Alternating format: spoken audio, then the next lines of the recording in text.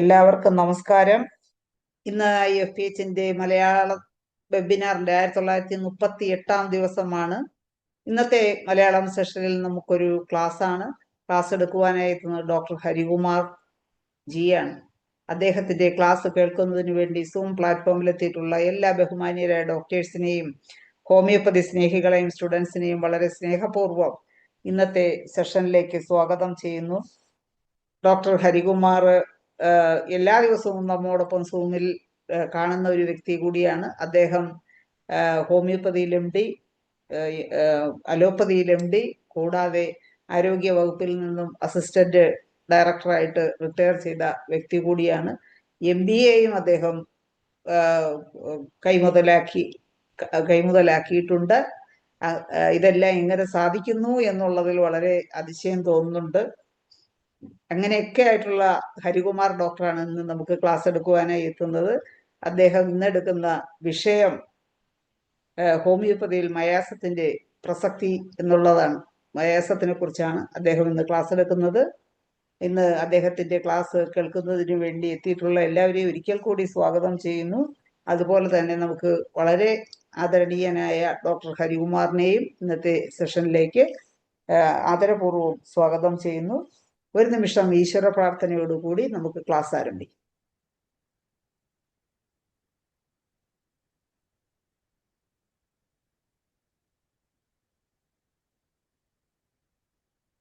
നന്ദി. ഹരികുമാർ ഡോക്ടറെ, നമുക്ക് ക്ലാസ് തുടങ്ങാം. നമസ്കാരം.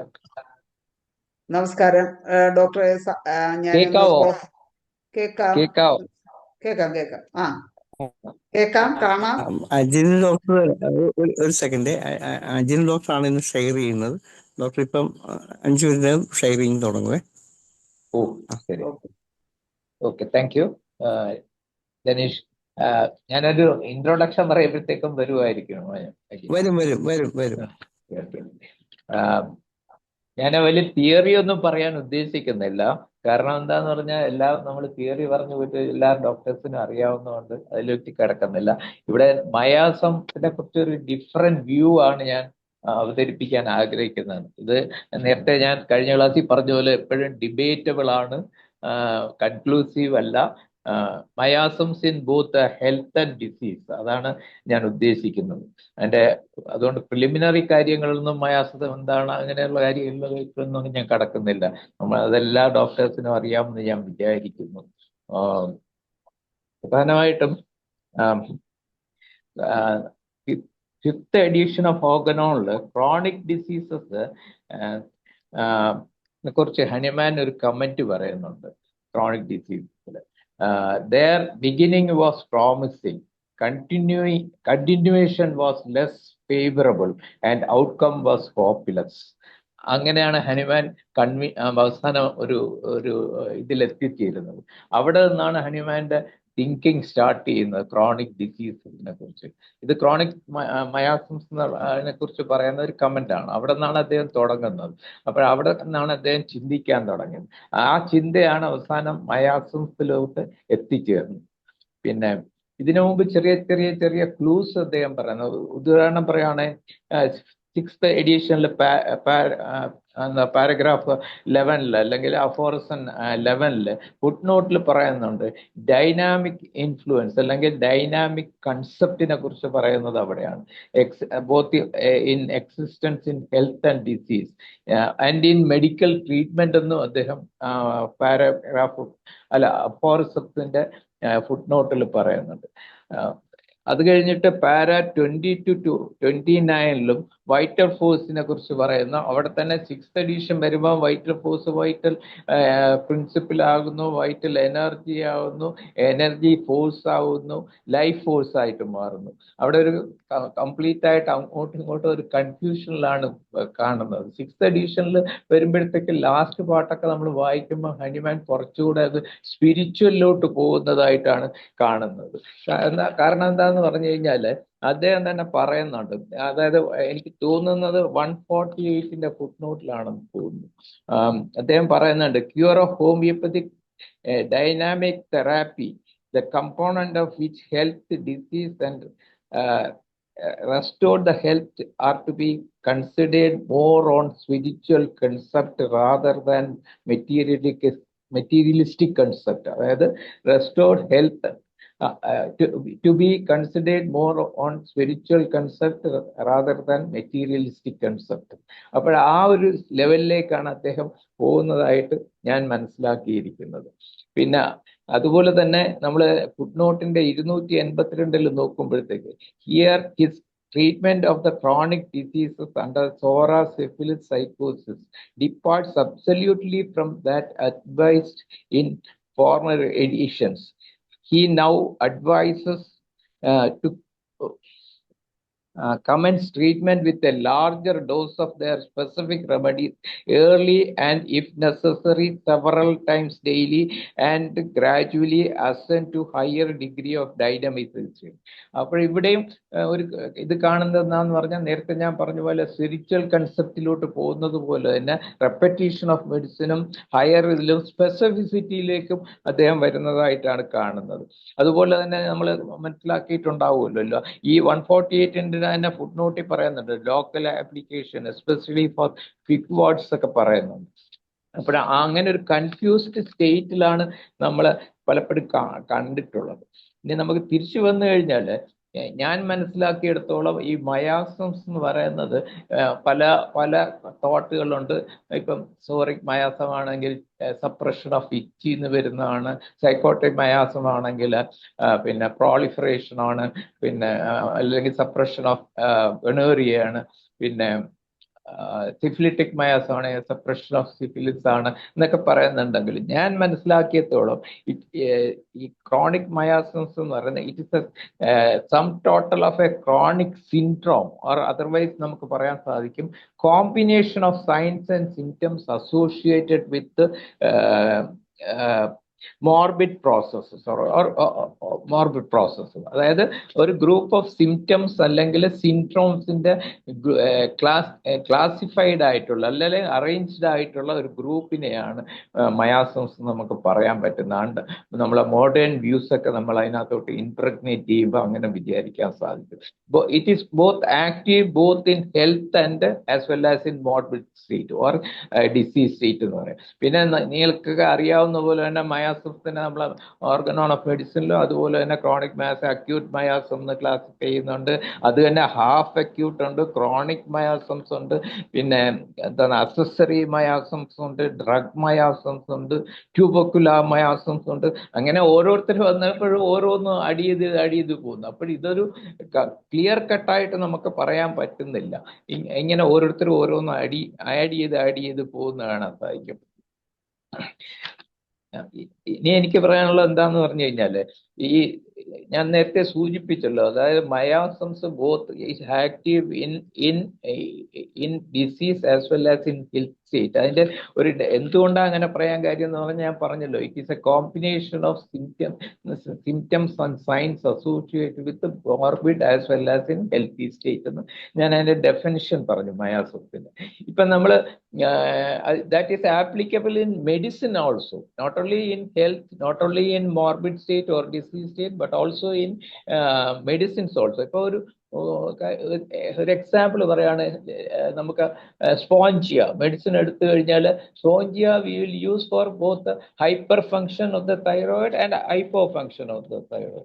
അത് അലോപ്പതിക് സൈഡിൽ നിന്ന് നമ്മൾ നോക്കുവാണെങ്കിൽ അങ്ങനെ ഒരു സിറ്റുവേഷൻ അല്ലെങ്കിൽ അങ്ങനെ ഒരു ഫിനോമിന ഒരു മെഡിസിനും അലോപ്പതി കാണാൻ സാധിക്കത്തില്ല. ഒരേ മെഡിസിൻ തന്നെ ഹൈപ്പർ ഫങ്ഷനും ഒരു ഹൈപ്പോ ഫങ്ഷനും ഉപയോഗിക്കുന്നു. ആ ഒരു പർട്ടിക്കുലർ ഡിഫറൻസ് ആണ് നമ്മുടെ ഹോമിയോപ്പതിയിൽ മെഡിസിനൽ സൈഡിലുള്ളത്, മെഡിസിനൽ സൈഡ്. അപ്പോൾ ഇവിടെയും നമ്മൾ അപ്ലൈ ചെയ്യുന്നത് എന്താന്ന് പറഞ്ഞാൽ ഈ മെഡിസിൻസിനും ഇതുപോലുള്ള ഒരു മയാസ്മാറ്റിക് ബാക്ക്ഗ്രൗണ്ട് ഉണ്ട്. സോറാ, സിഫിലിസ്, സൈക്കോസിസ് എന്ന് പറയുന്നത് it's some total of syndromes. അത് മെഡിസിനൽ ഗ്രൂപ്പിലും ഉണ്ട്, ഹെൽത്തി ഗ്രൂപ്പിലും ഉണ്ട്, ഡിസീസ് ഗ്രൂപ്പിലും ഉണ്ടെന്നാണ് എനിക്ക് പറയാത്തത്. അതുപോലെ തന്നെ നമുക്ക് ഇപ്പം ഞാൻ പറഞ്ഞല്ലോ Spongia is used both in hyperfunction and hypofunction. Calcarea carb നമ്മൾ ഡയറിയയ്ക്ക് ഉപയോഗിക്കും, കോൺസ്റ്റിപ്പേഷൻ ഉപയോഗിക്കും. അതുപോലെ തന്നെ നിങ്ങൾ ശ്രദ്ധിച്ചിട്ടുണ്ടോ എന്നറിയില്ല, നിങ്ങൾ നോക്കിക്കോളൂ. In fractures if you use symphytum in 30 potency, it is bone ഓസ്റ്റിയോജെനിസിന് സഹായിക്കും, ബോൺ ഫോർമേഷന് സഹായിക്കും, ഹീലിങ്ങിന് സഹായിക്കും. ഫ്രാക്ചറിലൊക്കെ ബോൺ ഡെപ്പോസിറ്റ് ചെയ്യാനായിട്ട്, കാലസ് ടിഷ്യൂ ഡെപ്പോസിറ്റ് ചെയ്യാനായിട്ട് സിംഫൈറ്റം 30 ഉപയോഗിക്കും. അതേസമയം സാറേ ഒരു കാര്യം പറഞ്ഞോട്ടെ, സ്ക്രീൻ ഷെയറിങ് വന്നിട്ടുണ്ട്. ഓ താങ്ക് യു. ഞാൻ വരാം, അതിലോട്ട് വരാം. ആദ്യത്തെ എടുത്തോളൂ. സ്ക്രീൻ ചെയ്യുന്ന ആരാണ് സ്ക്രീൻ ചെയ്യുന്നത്? അജിനി ആദ്യത്തെ എടുത്തോളൂ. ഞാൻ ഇൻട്രൊഡക്ഷൻ പറഞ്ഞ് കംപ്ലീറ്റ് ചെയ്തിട്ട് അതിലോട്ട് വരാം. അതുപോലെ സിംഫൈറ്റം 30 ഞാൻ പറഞ്ഞല്ലോ, ഫ്രാക്ചേഴ്സിൽ ബോൺ ഫോർമേഷൻ അല്ലെങ്കിൽ ഹീലിങ്ങിന് സഹായിക്കും. അതേസമയം ഹൈ പൊട്ടൻസി കൊടുത്തു നോക്കൂ, സിംഫൈറ്റം 200 ചോദിക്കും, ഇറ്റ് ഈസ് ഓസ്റ്റിയോക്ലാസ്റ്റിക്. അതായത് നമ്മൾ ഹീലിംഗ് വന്നു, കാലസ് ഫോർമേഷൻ വലുതായിട്ടുണ്ട് ബോണിൽ, അല്ലെങ്കിൽ ഓസ്റ്റിയോമാസ് ഉണ്ട്, അങ്ങനെ ഉണ്ടെങ്കിൽ സിംഫൈറ്റം കൊടുത്തു കഴിഞ്ഞാൽ ബോൺ റിമൂവലാണ് നടക്കുന്നത്. അപ്പോൾ ഇതെന്താ ഇങ്ങനെ ഉണ്ടാകാൻ കാരണം? ഒരേ മെഡിസിൻ തന്നെ ബോൺ ഡെപ്പോസിറ്റ് ഉണ്ടാക്കും, ഒരേ മെഡിസിൻ തന്നെ മറ്റൊരു പൊട്ടൻസിയിൽ ബോൺ റിമൂവൽ നടക്കും. ഇതാരെങ്കിലും ചിന്തിച്ചിട്ടുണ്ടോ ഇങ്ങനെ നടക്കുന്നത് എന്താണ്? അതുപോലെ തന്നെ കാൽക്കേരിയ കാർപ്പ് ഞാൻ നേരത്തെ പറഞ്ഞു, ഡയറിയക്കും കൊടുക്കും, പിന്നെ കോൺസ്റ്റിറ്റ്യൂഷന് കൊടുക്കും. അതുപോലെ തന്നെ നക്സോമിക്ക, അങ്ങനെ ഒത്തിരി എക്സാമ്പിൾസ് നമുക്ക് പറയാൻ സാധിക്കും. സ്പോഞ്ചിയ, അങ്ങനെ ഒത്തിരി എക്സാമ്പിൾ. ഇതെല്ലാം ഞാൻ നേരത്തെ പറഞ്ഞ മയാസോമാറ്റിക് ബാക്ക്ഗ്രൗണ്ട് ഹെൽത്തി സ്റ്റേറ്റിനുണ്ട്, പിന്നെ ഡിസീസ് സ്റ്റേറ്റിനുണ്ട്, മെഡിസിൻസിനും ഉണ്ട്. അപ്പോൾ അതിൻ്റെ ആപ്ലിക്കേഷൻ കൊണ്ടാണ് ഈ വ്യത്യസ്തമായ അനുഭവങ്ങൾ അല്ലെങ്കിൽ വ്യത്യസ്തമായ റിസൾട്ടുകൾ നമുക്ക് ഉണ്ടാക്കാൻ സാധിക്കുന്നത്.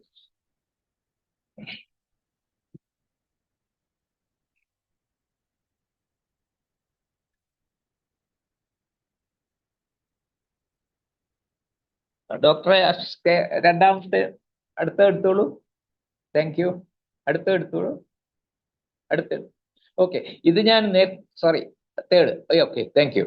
ഇത് ഞാൻ നേരത്തെ ക്ലാസ്സിൽ പലരും അന്നത്തെ ഇല്ലാത്തവർക്ക് വേണ്ടി മാത്രം ഞാൻ ഒന്ന് ഓടിച്ചു പറയാം.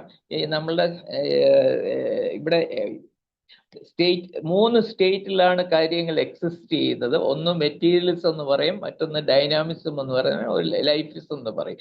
ഇവിടെ നമ്മളെ അലോപ്പതിക് മെഡിസിൻസ് മെറ്റീരിയലിസ്റ്റിക്കലി ആക്ട് ചെയ്യുന്നു, നമ്മളെ ഹോമിയോ മെഡിസിൻസ് ഡൈനാമിക്കലി ആക്ട് ചെയ്യുന്നു. അതേസമയം ലൈഫിസത്തിൽ ഡയറക്റ്റ് ആയിട്ട് ആക്ട് ചെയ്യുന്ന സംഭവങ്ങൾ നമുക്കുണ്ട്. അതാണ് മെസ്മറിസം എന്ന് പറയുന്നത്, ടെലിപ്പതി എന്ന് പറയുന്നതൊക്കെ. ഡൈനാമിസത്തിൽ തന്നെ നമ്മൾ മെഡിസിൻസ് ആക്ട് ചെയ്യത്തില്ല, പൊട്ടൻറ്റൈസ്ഡ് മെഡിസിൻസ് ആണ് ആക്ട് ചെയ്യുന്നത്. അതുകൂടാതെ തന്നെ ഗാൽവനിസം, കറണ്ട്, പിന്നെ അതെല്ലാം ഡൈനാമിക് നേച്ചറാണ്. എക്സ്റേ, അൾട്രാസൗണ്ട്, അതൊക്കെ ഡൈനാമിസത്തില്ല. മെറ്റീരിയൽ ഡോസ് എന്ന് പറയുന്നത് നമ്മളുടെ ഹോമിയോപ്പതിക് ടിഞ്ചേഴ്സ് എല്ലാം മെറ്റീരിയലാണ് ആക്ട് ചെയ്യുന്നത്. അതുകൊണ്ട് അതിനൊരു കംപ്ലീറ്റ് ക്യൂർ നമുക്ക് പാലിയേഷൻ ഉണ്ടാവുമെങ്കിലും കംപ്ലീറ്റ് ക്യൂർ ഉണ്ടാക്കാൻ പറ്റൂല എന്നാണ് എൻ്റെ പേഴ്സണൽ അഭിപ്രായം. അതുകൊണ്ടാണ് നമ്മൾ അതിനെ ഫോളോ ചെയ്തിട്ട് നമ്മൾ കോൺസ്റ്റിറ്റ്യൂഷണൽ മെഡിസിൻ എന്നും പിന്നെ എന്താണ് ആൻറ്റി മയാസ്മാറ്റിക് മെഡിസിൻ എന്നും പറഞ്ഞിട്ടൊക്കെ മരുന്നുകൾ ഉപയോഗിക്കേണ്ടി വരുന്നത് ടിഞ്ചർ കൊടുക്കുമ്പോഴും. അത് കാരണം എന്താ, മെറ്റീരിയലിസ്റ്റിക് ലെവലിലേ അത് ആക്ട് ചെയ്യത്തുള്ളൂ. അലോപ്പതിക് മെഡിസിൻസും മെറ്റീരിയലിസ്റ്റിക് ലെവലിലാണ്, ആയുർവേദിക് മെഡിസിൻസും മെറ്റീരിയലിസ്റ്റിക് ലെവലിലാണ് ആക്ട് ചെയ്യുന്നത്. അതുകൊണ്ടാണ് നമ്മൾ ഹൈ പൊട്ടൻസി ലെവൽ. ഇപ്പൊ തൊട്ട് മുമ്പിൽ ഞാൻ ലാസ്റ്റ് മിനിറ്റിലാണ് ആ ക്ലാസ്സിൽ കയറിയത്. അതിൽ സ്ട്രോക്ക് ആയിരുന്നു തോന്നുന്നു ക്ലാസ്. ആ സ്ട്രോക്കിൽ അതിൽ ഇപ്പം ആർണിക്ക എന്തോ കൊടുത്ത് കംപ്ലീറ്റ് ആയിട്ട് കയറി. ഡെഫിനറ്റ്ലി അവിടെ ഓർക്കേണ്ട ഒരു കാര്യം എന്താന്ന് പറഞ്ഞാൽ, definitely she will get a recurrence or she will get another attack. So prevention is a must. After that you can prevent only by homeopathic medicine. അലോപ്പതിയിൽ ആകെയുള്ള ഒരു പ്രിവെന്റീവ് മരുന്ന് എന്ന് പറയുന്നത് anti platelet factor, aspirin, Ecosprin, Clopilet, അങ്ങനെയുള്ള മരുന്നുകളാണ് കൊടുക്കുന്നത്. പക്ഷെ അത് റിയൽ പ്രിവെൻഷൻ കിട്ടത്തില്ല. ഹോമിയോപ്പതിക്ക് ഈ നേരത്തെ പറഞ്ഞ കേസിൽ ആ പേഷ്യന്റിന് ഡെഫിനറ്റ് ആയിട്ടും പ്രിവെന്റീവ് മെഡിസിൻ സ്ട്രോക്കിൽ അല്ലെങ്കിൽ സിവിയർ സെറിബ്രോവാസ്കുലർ ആക്സിഡന്റിൽ മസ്റ്റാണ്. അതുപോലെ തന്നെ അതുമായിട്ട് നിങ്ങൾക്കെല്ലാം അറിയുന്ന കാര്യങ്ങളാണ്, അതുപോലെ ചേർന്ന് വരുന്ന ഒരു കണ്ടീഷനാണ് TIA. എന്ന് പറയുന്നത് പിന്നെ transient ischemic attack. Transient ischemic attack more than 2 episodes or 3 episodes ഉള്ളവർക്ക് definitely they are likely to get stroke. അവിടെയും ഇമ്പോർട്ടൻ്റ് ആണ്. അവിടെ ഞാനൊരു എക്സാമ്പിൾ ഇമ്പോർട്ടൻ്റ് ഈ സ്ട്രോക്ക് പറഞ്ഞതുകൊണ്ട് ഞാൻ പറയാം. അതിൻ്റെ മയാസ്മാറ്റിക് ബാക്ക്ഗ്രൗണ്ട് പെട്ടെന്ന് കണ്ടുപിടിക്കാൻ സാധിക്കും. ഈ ബാക്കിയുള്ള നമ്മൾ സാധാരണ ലെവലിൽ പഠിച്ചു വെച്ചേക്കുന്നത് ഒന്ന് bleeding into the brain ആണെങ്കിൽ usually it will be a painless bleeding which we may not recognize, and on CT or MRI we will say there is a bleeding. If it is a micro level bleeding, 100% it is syphilitic biasm. 100% it is syphilitic. So invariably it requires an anti-syphilitic medicine in order to prevent further attack in future. Suppose if it is a thrombus or a myocardial thrombus, then it is a psychotic tendency. So it requires an antipsychotic drug in order to prevent in future. Suppose if it is due to vascular spasms or something else, then it requires an anti-psoric medicine. അപ്പോൾ അതാണ് അതിന്റെ prevention എന്ന് പറയുന്നത്. അതാണ് മയാസത്തിന്റെ importance clinically. ഈ നേരത്തെ എടുത്ത ക്ലാസ്സിലും ഇത് മസ്റ്റാണ്. അവർ ആർണിക്ക കൊടുത്തിട്ട് എല്ലാം പൊട്ടാസി 10 കണ്ടോ കൊടുത്തിട്ട് മതിയാക്കി ഇംപ്രൂവ്ഡ്. പക്ഷെ definitely invariably that lady will get another attack in future. To prevent that it requires anti miasmatic drug. Okay ഡോക്ടറെ, ആദ്യത്തെ കുറച്ച് next one please. Next one please. Yeah, sorry. Next. Okay, thank you. ഇവിടെ ഒരു ചെറിയ കാര്യങ്ങൾ കൂടി കഴിഞ്ഞ ക്ലാസ്സിൽ ഇല്ലാത്തവർക്ക് പുതിയതായിട്ടിരിക്കുന്നവർക്ക് വേണ്ടി മാത്രമാണ്. അതായത് ഞാൻ പറഞ്ഞു ഇവിടെ 3 ഫാക്ടേഴ്സ് വളരെ ഇമ്പോർട്ടൻ്റ് ആണ്. ഇത് നമ്മളെ ഇതിൽ കാണുന്ന നേച്ചറിൽ കാണുന്ന ഒരു ഫിനോമിനാണ്. അതാണ് എൻവയറമെന്റ് ഡിസൈഡ് ചെയ്യും, ടൈം അക്കൗണ്ട് ചെയ്യും, നേച്ചർ മാനിഫെസ്റ്റ് ചെയ്യും. അല്ലെങ്കിൽ അതെന്താന്ന് പറഞ്ഞു കഴിഞ്ഞാൽ, ഞാൻ എക്സാമ്പിൾ കഴിഞ്ഞ ക്ലാസ്സിൽ പറഞ്ഞു, ഒരു ചെടിയുടെ കമ്പ്, റോസാര ചെടിയുടെ കമ്പ് എടുത്ത് തറയിലോട്ട് ഇട്ട് കഴിഞ്ഞാൽ 10 ദിവസം കഴിയുമ്പോൾ അത് ഡീജനറേറ്റ് ചെയ്ത് പോകും. അതേസമയം നമ്മൾ റോസാര കമ്പ് ഒരു ചെടിച്ചട്ടിയിൽ വെച്ചിട്ട് മാന്യൂർ വളമൊക്കെ കൊടുക്കുവാണെങ്കിൽ അത് കിളുത്ത് ഇതായിട്ട് വരും, ചെടിയായിട്ട് വരുന്ന എത്ര നാൾ കൊണ്ട് കിളുക്കുന്നുള്ള ഒരു ടൈം ഉണ്ട് അതിന്. അതുപോലെ തന്നെ അത് കിളുത്ത് വരുമ്പോൾ റോസയായിട്ട് തന്നെയാണ് വരുന്നത്. അതിന് കുറച്ചുകൂടെ ഡീറ്റെയിൽ ആയിട്ട് ഒരു എക്സാമ്പിളാണ് കോഴിയുടെ മുട്ട അടവയ്ക്കുന്നത്. കോഴിയുടെ മുട്ട ഇൻസുലേറ്റർ വെച്ച് കഴിഞ്ഞാൽ ഒരു ഫിക്സഡ് ഡേറ്റ് കഴിയുമ്പോൾ കോഴിക്കുഞ്ഞായിട്ട് വരുന്നത് കോഴിക്കുഞ്ഞ് തന്നെയായിരിക്കും മുട്ട. താറാമുട്ട വെച്ചാൽ താറാകട്ടായിരിക്കും. അത് ഒരു വലിയ നേച്ചറിലെ ഒരു വലിയ ഫിനോമിനയാണ്. ഇതെല്ലാം നമ്മളെ മെഡിസിനിൽ അപ്ലൈ ചെയ്തിട്ടുണ്ട്. അത് ഞാൻ പിന്നൊരു അവസരത്തിൽ പറയാം. So environment will decide, the time will account, and the nature will decide എന്നുള്ളതാണ്. Next one please. Next slide please. Okay, next slide please. ഇത് ഞാൻ കഴിഞ്ഞ ക്ലാസ്സിൽ പറഞ്ഞതാണ്. ജസ്റ്റ് ആ മയാസത്തിന്റെ ഇമ്പോർട്ടൻസ് പറയാൻ വേണ്ടിയുള്ള ഒരു പ്രിലിമിനറി ഇൻട്രൊഡക്ഷൻ മാത്രമാണ്. നമുക്ക് ക്യാൻസർ ഒരു എക്സാമ്പിൾ ആയിട്ട് എടുക്കുവാണെങ്കിൽ നമുക്ക് കാണാൻ സാധിക്കുന്നത് ക്യാൻസർ 2 വിധത്തിലുണ്ടാകാം. എക്സ്റ്റേണൽ ഇൻഫ്ലുവൻസും ഉണ്ടാകാം, ഇന്റേണൽ ഇൻഫ്ലുവൻസും ഉണ്ടാകാം.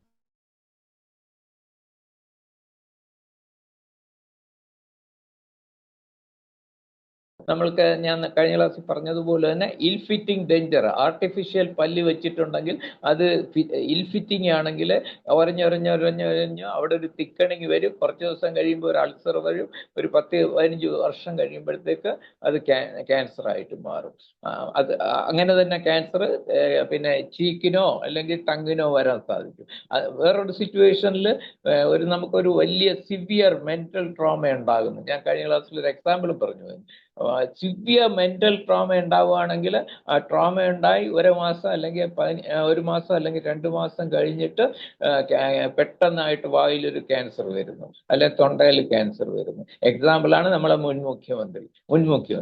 അപ്പോൾ അതുപോലുള്ള കാര്യങ്ങൾ വളരെ അപ്പോൾ ഇതിൻ്റെ ഏറ്റവും ഇമ്പോർട്ടൻ്റ് എന്താന്ന് പറഞ്ഞാൽ ഇറിറ്റേഷൻ കൊണ്ടുണ്ടായതാണെങ്കിൽ ഇത് സ്ലോലി ഡെവലപ്പിംഗ് ഒരു പ്രോസസ്സാണ്.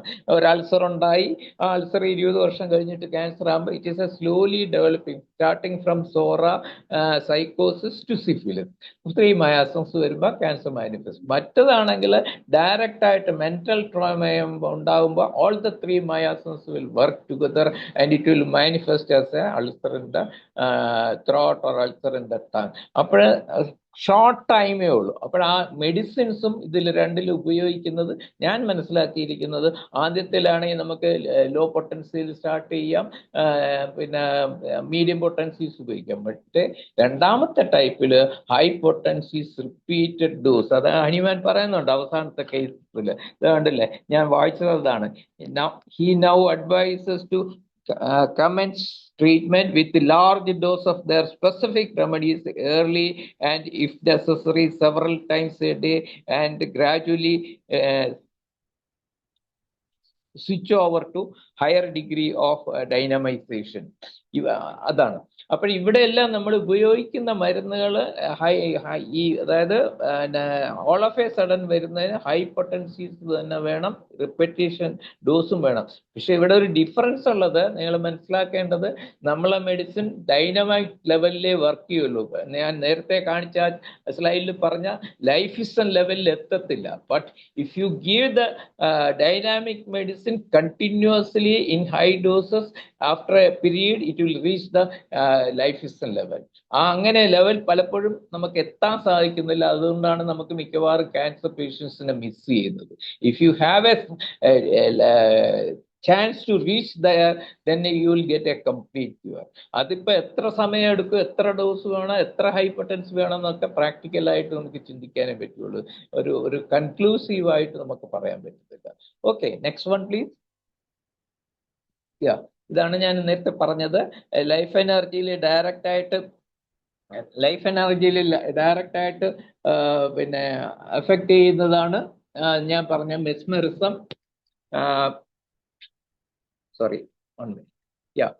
യോഗ, മെഡിറ്റേഷൻ, പ്രാണി ഹീലിംഗ്, മെസ്മറിസം, റേക്കി, ഇതെല്ലാം ലൈഫിൽ ഡയറക്റ്റ് ആയിട്ട് വർക്ക് ചെയ്യുന്നതാണ്. അതേസമയം നമ്മളെ ഡൈനാമിക് ലെവലിൽ ഞാൻ നേരത്തെ പറഞ്ഞല്ലോ, ഹോമിയോപ്പതിക്, ഡൈനാമൈസ്ഡ് ഹോമിയോപ്പതിക് മെഡിസിൻസ് എല്ലാം വർക്ക് ചെയ്യും. പൊട്ടൻറ്റൈസ്ഡ് മെഡിസിൻസ് എന്ന് പറയുന്നത്. മെറ്റീരിയൽ ഡോസിലാണെങ്കിൽ നമ്മളെ ഹോമിയോ ഡ്രഗ്സ്, മറ്റുള്ള allopathic crude drugs, ayurvedic drugs എല്ലാം ഇവിടെ ഉണ്ട്. അപ്പോൾ ഇത്തരം കേസുകളിൽ ഡിസീസ് പ്രോസസ് ഇതിൽ നമുക്ക് പിന്നെ ഹൈ ഡോസ് റെപ്പറ്റീഷൻ വേണം. അല്ലെങ്കിൽ ഇവിടെയാണ് നമ്മൾ കേട്ടിട്ടില്ല, ഫെയ്ത്ത് ഹീലിംഗ് ഒക്കെ നടക്കുന്ന ഇവിടെയാണ്, ഈ ലൈഫിസ്റ്റൽ ലെവലിലാണ്. അങ്ങനെ അത് പോസിബിൾ ആണ്. നമ്മൾ വേറെ ഇപ്പം പ്രാർത്ഥന കൊണ്ട് അസുഖം മാറി എന്ന് പറഞ്ഞാൽ നമ്മൾ തർക്കിക്കേണ്ട കാര്യമൊന്നുമില്ല. It is possible if it directly affect the lifeism. അതുകൊണ്ടാണ് ഈ ഹീലിംഗ് ഉണ്ടാവുക തന്നെ ചെയ്യും. അതൊന്നും തർക്കിക്കേണ്ട കാര്യം തന്നെ ഇല്ലെന്നാണ് എൻ്റെ അഭിപ്രായം. Next one please. ഇതാ ഞാൻ നേരത്തെ കാണിച്ചത് തന്നെ. മെറ്റീരിയൽസ് എന്ന് പറയുന്ന crude drug, homeo tinctures, Ayurvedic medicine, allopathic medicine. Dynamics എന്ന് പറയുന്ന dynamic medicine, magnetism, galvanism, electricity, ultrasound, laser radiotherapy. What is dynamic medicine? The attenuated medicine is no longer in the state of solid or liquid or gas, but in a radiant state of dynamic, a fourth state of substance, said to be a borderland where matter and force seems to be blend. Medicines thus brought to the radiant state are no longer subjected to chemical reaction and can be administered effectively in food and drinks, along with food and drinks. Then ലൈഫിസത്തിൽ affect ചെയ്ത നേരത്തെ ഞാൻ പറഞ്ഞ പോലെ yoga, meditation, mesmerism, reiki, pranic healing, spiritual healing, life vaccines, genetic therapy, gene therapy, so not genetic, it is gene therapy, organ transplantation, cloning, all this. Yes, from this slide onwards we will go into the actual topic.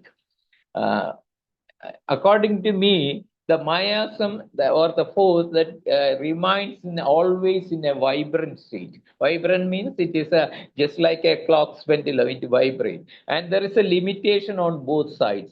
If it surpasses the limitation on the left side of the screen, it is decreased. If it surpasses the right side, it is increased. For example, if you take BP as an example, if BP goes below than what is normally required, it is called hypotension. If it goes above, you will call it as hypertension. So it is in a vibratory equilibrium. As an example, I said BP normal or decreased, high state, increased state. The sugar, hypoglycemia, hyperglycemia. Next slide, please.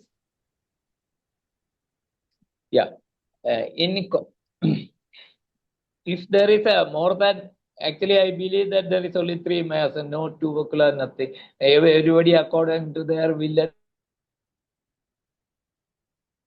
There are only 3 states, that is syphilitic miasm state, then psychotic miasm state, then soric miasm state. In a complex miasm, the totality will be guiding the dominant miasm, and that will decide the presentation of the disease or morbic state. That is called as the basic miasm. Actually, if you take this increase, decrease neural in combination, you will get 84 combinations of miasm. You can get 84 combinations of miasm. Sorry, before this slide, madam. Yeah, you will get 34 combinations of miasm. Next one. Yeah. Can you see? Yes. Yeah, okay. In miasm, actually, I said miasm is active both in healthy state, in disease state, and in medicinal side also. So miasms, you can have physiological existence and pathological existence. Physiological, again, you can classify into functional level and cellular level. Pathological also, you can classify into functional and cellular. Next slide, please. Yeah. So if you take Soranum, the physiological state is example, you feel appetite, you feel thirst, you feel sleep, your temperature, your BP, your blood sugar, your heart rate, your pulse rate, all your body secretion, normal. That is the physiological state. Next one, please. Next slide, please. Yeah. Pathological state. So if your appetite is very much increased, then it is disease state. If appetite is decreased, for example, anorexia nervosa, it's a disease state. Your thirst is very much increased. You will say the person is having, or you will ask to check for blood sugar, and you may be having diabetes mellitus. Similarly, the BP will be very high. Then you will say it is hypertension. If it is low, you will say it is hypotension. Pulse, everything is like that. Temperature increase, hyperpyrexia. Pulse increase, tachycardia, like that. So there is always always a vibratory state. The 2 ends, one is increased state and other one is decreased. That is the soric manifestation. Next one. Yeah. Next is psychosis. Psychosis, physiological, you will have grief. Suppose for somebody, you will have a happy state, you will have a sorrow state, you will have an anxiety state, you will have an anger state, you will have desires, aversions, fear. Suppose one of your relatives മരിച്ചു എന്ന് വിചാരിക്കുക. പക്ഷെ നിങ്ങൾ കരയും, അല്ലെങ്കിൽ നിങ്ങൾക്ക് സങ്കടമുണ്ട്. പക്ഷെ നിങ്ങൾ കരഞ്ഞുകൊണ്ടിരുന്നു കഴിഞ്ഞാൽ വേറൊരു കാര്യത്തിലുണ്ട്, it becomes a disease state. There is a limitation. അതുപോലെ നിങ്ങൾക്ക് സന്തോഷമുണ്ട്, നമ്മളൊരു ന്യൂസ് ഒരു കാര്യം കേട്ടിട്ട് ചിരിക്കുന്നു അല്ലെങ്കിൽ സന്തോഷിക്കുന്നു. പക്ഷെ നിങ്ങൾ ദിവസവും അങ്ങ് സന്തോഷിച്ചുകൊണ്ടിരുന്നു കഴിഞ്ഞാൽ it is a disease state. Similarly നമ്മളെ ബോഡി സെക്രീഷൻസ്, നമുക്ക് സലൈവ ആവശ്യമാണ്, പക്ഷെ സലൈവ ഇങ്ങനെ പൂൾ ചെയ്തുകൊണ്ടിരുന്നു കഴിഞ്ഞാൽ it is a disease. Saliva ഇല്ലെങ്കിലോ അതും ഡിസീസ് സ്റ്റേറ്റ് ആണ്. അതുപോലെ തന്നെ it is not CSP, it is CSF, cerebrospinal fluid. Body fluid, as you know, നമ്മളൊക്കെ പെരിക്കാർഡിയത്തിന്റെ കാർഡിയാക് ലൈനിങ്ങിന്റെ ഇടയിൽ ഫ്ലൂയിഡ് ഉണ്ട്, ലങ്ങിന്റെ പ്ലൂറയ്ക്ക് ഇടയിൽ ഫ്ലൂയിഡ് ഉണ്ട്. പക്ഷെ ഫ്ലൂയിഡ് ഇല്ലെങ്കിലോ it is a disease state. ഈ ഫ്ലൂയിഡ് വളരെ കൂടിക്കഴിഞ്ഞാലോ, പ്ലൂറസി പോലെ ആയിക്കഴിഞ്ഞാലോ it is a disease state. അപ്പോഴതും സൈക്കോട്ടിക് മയാസത്തിന്റെ മാനിഫെസ്റ്റേഷൻസ് ആണ്. Hyper secretion or no secretion, psychotic മയാസമാണ്. Next one, please. Pathological. Yeah. Next is pathological. You will get depressed state. You will get fever, rigor, melancholy, hyperactivity, chemostatic. ബ്ലഡിലുള്ള cells bacteria കയറി കഴിഞ്ഞ് കഴിഞ്ഞാൽ അതിനെ engulf ചെയ്ത് കൊല്ലുന്നത്. It is a pathological state of psychotic miasm. Thrombosis formation is a pathological state of psychotic miasm. Edema formation, excessive intercellular fluid, it is a psychotic pathological state. Fight reactions, നമ്മൾ പഠിച്ചിട്ടുള്ള other flight reaction, അതും inflammation, proliferation, all these are examples of psychotic miasm. Next one, please. Next slide, please.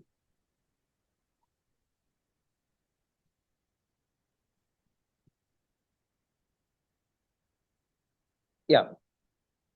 Sorry. Madam. Yeah. Physiological. Syphilitic physiological, you are crying for something, or you are laughing. If you are continuously laughing, you will become abnormal. So that is a normal crying, normal laughing, normal self-appraisal. All these are physiological state of syphilitic miasm. But if you go to the other side, that is cellular side of syphilitic miasm, physiological, normal menstruation. There is actually within the body, there is destruction of the endometrium and it is shedded off. That is a normal function. But every 40 days, blood cells are destructed. So that is also a physiological function of the syphilitic miasm. Next slide, please. Yeah, pathological syphilitic miasm. If you want to end up the life, you are getting suicide or somebody killing you. That is all mind syphilitic miasm pathological state. You are saying blah blah. That is also a syphilitic miasm pathological state. Carrying out revenge. ഒരാളുടെ അടുത്ത് ദേഷ്യം തോന്നിയിട്ട് നമ്മൾ മനസ്സിൽ വെച്ചുകൊണ്ടിരിക്കുക, സൗകര്യം കിട്ടുമ്പോൾ അയാളെ കൊല്ലാൻ ശ്രമിക്കുക. That is also syphilitic pathological state of the mind. Then coming to the cellular level, ulcers, chronic ulcers, gangrenes, malignancy, infarction, infiltration, all these are pathological state of the syphilitic miasm. Next one, please. 5 minute കൂടെ എടുക്കാമല്ലോ അല്ലേ? സമയം ആവുന്നേ ഉള്ളൂ സാറേ. 10 minute. Okay thank you. ഇവിടെ ഓർക്കേണ്ട ഒരു കാര്യം, നമ്മളിപ്പോൾ ഒരു MRI എടുത്തിട്ട് ഒരു ട്യൂമർ ഡയഗ്നോസ് ചെയ്യുവാണെങ്കിൽ മാത്തമാറ്റിക് ബാക്ക്ഗ്രൗണ്ടിലും നമ്മൾ ഇതിലും നോക്കുവാണെങ്കിൽ it is only a functional level, not the pathological level. അതേസമയം നമ്മളൊരു ട്യൂമർ പാൽപേറ്റ് ചെയ്തിട്ട് കണ്ടുപിടിക്കുകയാണെങ്കിൽ that is the pathology, cellular level. അപ്പോൾ മറ്റൊരു ഫങ്ഷണൽ ലെവലിലും ഇത് സെല്ലുലാർ ലെവലിലാണ്. That has got a very good application in the treatment side also, application of medicinal side. Next one please. Yeah, these are so. Yeah, I said there is a combination of miasms and there it's about 84 combinations. This is simple psoric pre-malignant lesions are simple psoric. So, for example, moles, neurofibroma, dermoid cyst, ulcerative colitis, all these are psoric manifestation. Even though you see in ulcerative colitis, if you put an endoscope, you will say that multiple ulcers are there in the colon, but it is not manifesting externally. You are only seeing it after putting an endoscope. But if you take in miasmatic level, it is only psoric, not syphilitic. Why? Because it is not manifesting externally. But that's the important. Next one, please.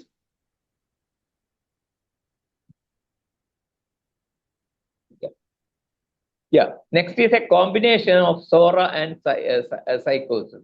Where there is, I said there are 84 types. Here, the SORA is predominant, but psychotic miasm is also there. That's why you see in Paget disease, in rodent ulcer, in cystic mastitis and all. Next is where SORA is normal state, but psychosis is increased. That is why you get body growth, brain tumors, liver tumors like that, benign tumors. Next one, please. The similar combination is SORA and syphilis, where SORA is increased state and syphilis is also there. That is why you get melanoma, you get Hodgkin's disease, you get renal cell carcinoma. In the next state, you will get SORA in the normal state, but syphilis is increased. That's why prostatic carcinoma. Why this? What is the difference between? You have to understand this. If SORA is increased and syphilis is there, then renal cell carcinoma usually it spread through the blood vessels only. It spread through the blood vessels. But other cancers, what is the normal spread? It through the blood vessels means mainly through the veins. Renal cell carcinoma spread through the veins. It grows through the blood vessels. Vein veins. But other carcinomas, it spread through the blood vessel. If it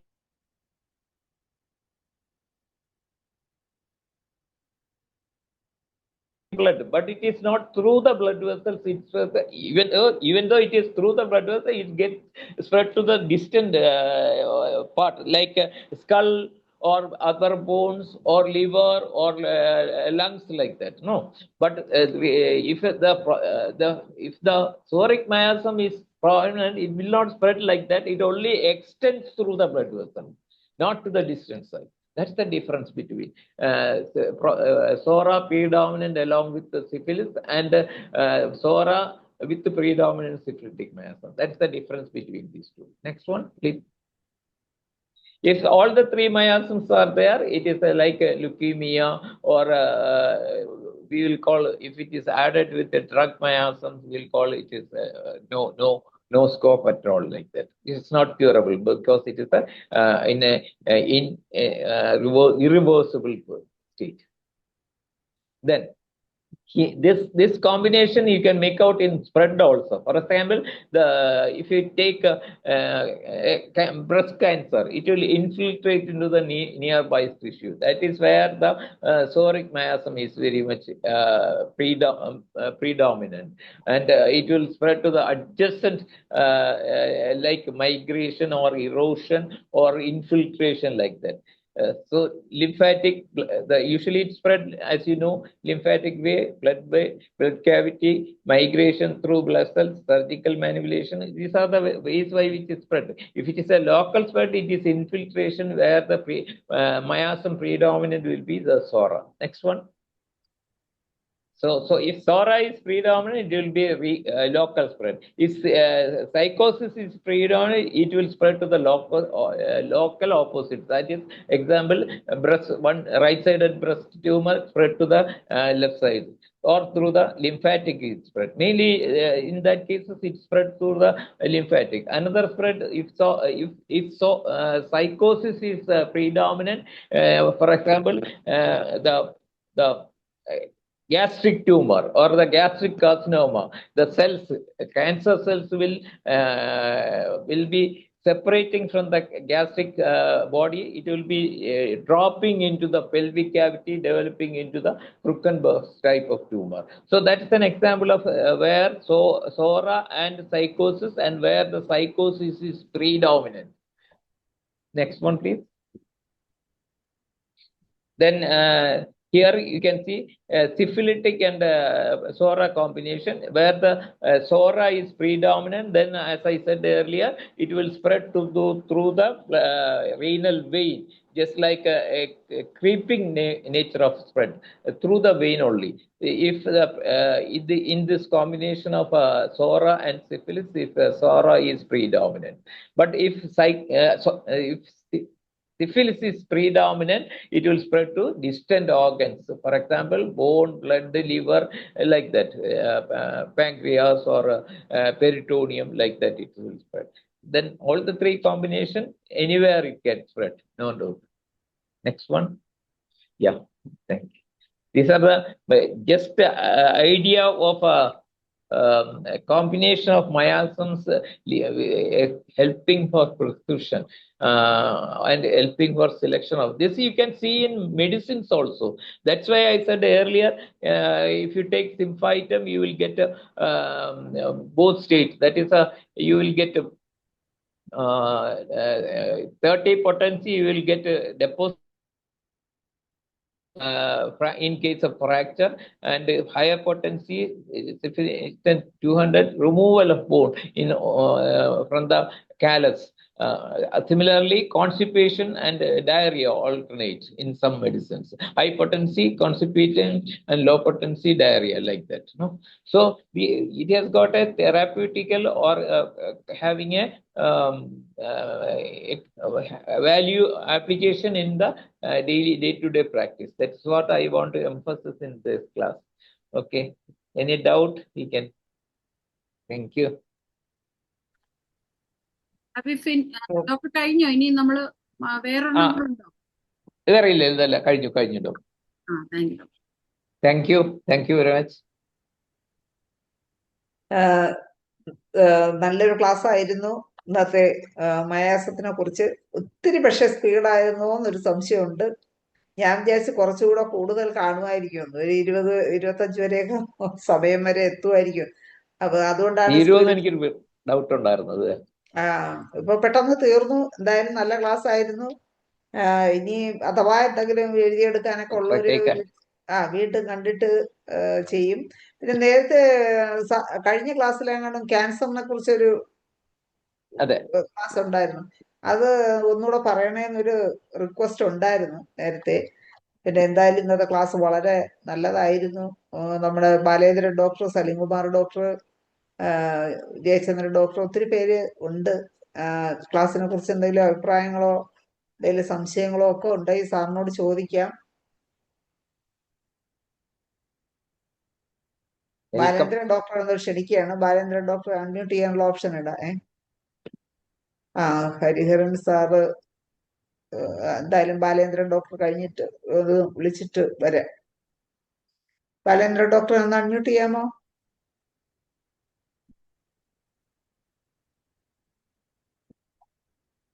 unmute ചെയ്ത ഡോക്ടറെ പറ്റുന്നില്ല. ഞാൻ കോ host ആക്കാം, അപ്പോ പിന്നെ പ്രശ്നമില്ല.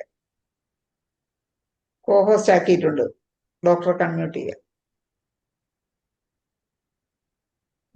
Press ചെയ്ത ആ മൈക്ക് സിമ്പലിലൊന്ന് നല്ലപോലെ പ്രസ് ചെയ്യാമോ?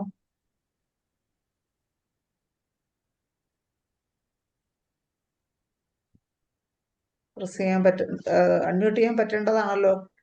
ബാലേന്ദ്രൻ ഡോക്ടറെ കോ ഹോസ്റ്റ് ആക്കിയിട്ടുണ്ടേ. റെസ്പോണ്ട് ചെയ്യാത്ത എന്തോ അപ്പോഴേക്ക് നമുക്ക് ഹരിഹരൻ ഡോക്ടറിലേക്ക് വരാം. സാറുണ്ട്. സാറിനോട്ട് ഇത് കഴിഞ്ഞ് പോണം. ഹരിഹരൻ സാറിന് സംസാരിക്കാം. ഹലോ, കേൾക്കാമോ? കേൾക്കാം. ഡോക്ടറുടെ ക്ലാസ് വളരെ ഇൻഫോർമേറ്റീവ് ആയിരുന്നു, വളരെ നന്നായിരുന്നു. അപ്പൊ ഞാൻ എനിക്ക് ചോദിക്കാനുള്ള എന്താന്ന് വെച്ച് കഴിഞ്ഞാല്,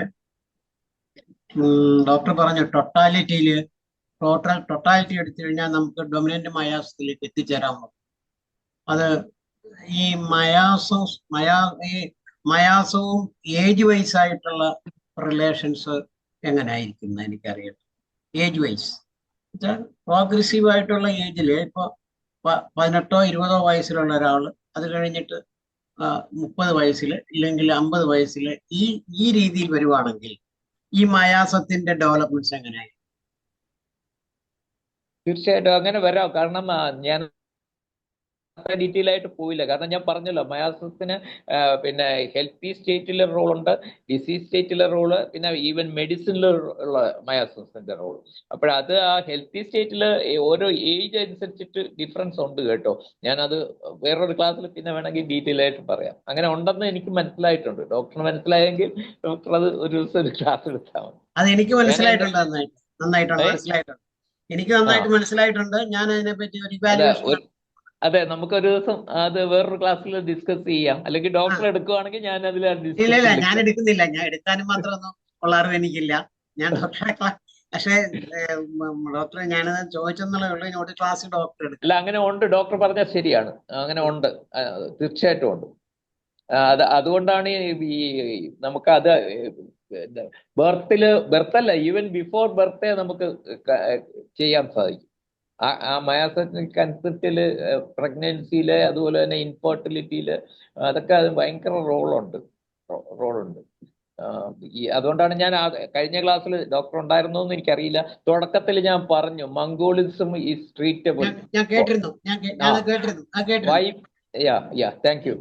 Why? Because you can diagnose Mongolism in the labor table itself. The first day of life ൽ തന്നെ ഡയഗ്നോസ് ചെയ്യാവുന്ന സ്റ്റേറ്റ് ആണ് മംഗോളിസം. അപ്പോൾ അന്ന് മുതൽ treatment തുടങ്ങാമെങ്കിൽ I am damn sure that within 5 years the child will become normal. But it requires continuous treatment. ഞാൻ 6 പറഞ്ഞിരിക്കുന്നത് ആ കണ്ടിന്യൂസ് വിത്ത് ഹൈ പൊട്ടൻസി. അതെന്തിനാന്ന് പറഞ്ഞു കഴിഞ്ഞാൽ ഞാൻ രണ്ടാമത് പറഞ്ഞ ആ ഒരു സ്റ്റേറ്റ് ഉണ്ടല്ലോ, അതായത് എൻവയോൺമെന്റ് ഡിസൈഡ്സ്. അപ്പോൾ എൻവയോൺമെന്റ് നമ്മൾ അതിനനുസരിച്ച് ചേഞ്ച് ചെയ്ത് കൊടുക്കണം. ചേഞ്ച് ചെയ്ത് കൊടുത്തു കഴിഞ്ഞാൽ this mongolism will revert to normal.